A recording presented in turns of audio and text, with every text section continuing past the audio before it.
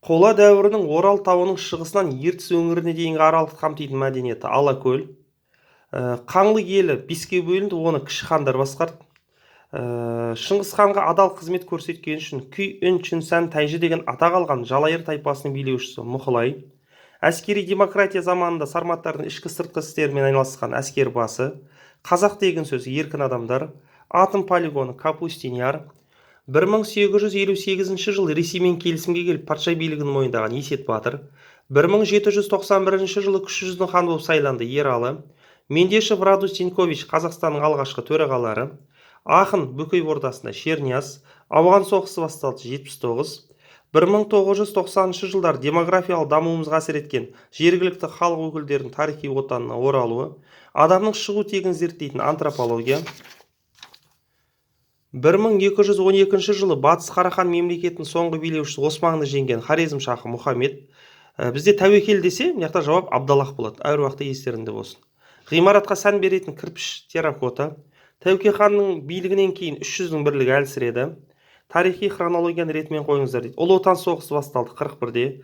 Қазақ АКСР құрылды 20-да. Қазақ АКСР құрылды. Кеңес өкіметі орнады 17-де. Ауыл шаруашылығын ұжымдастыру 27. 3, 2, 4, 1. Тасымалау мәдениеті 2 жерлеу орнынан тұрады. Мәтін. Орынбор шекара комиссия жанынан ашылған мектептің мақсаты қазақтар арасында орыс тілін үйрету.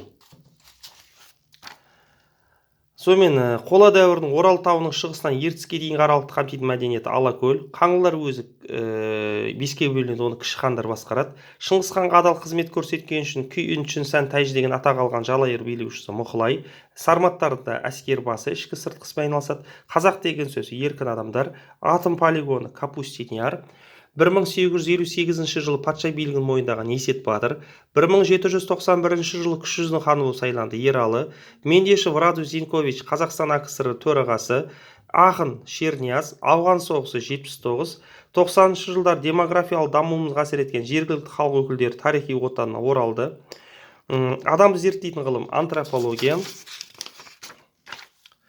Батыс Қарахан мемлекетінің соңғы билеушісі Османды жеңген Хорезм-шахы Мұхаммед. Тәуекел десе Абдаллах. Ғимаратқа сән беретін кірпіш терракота.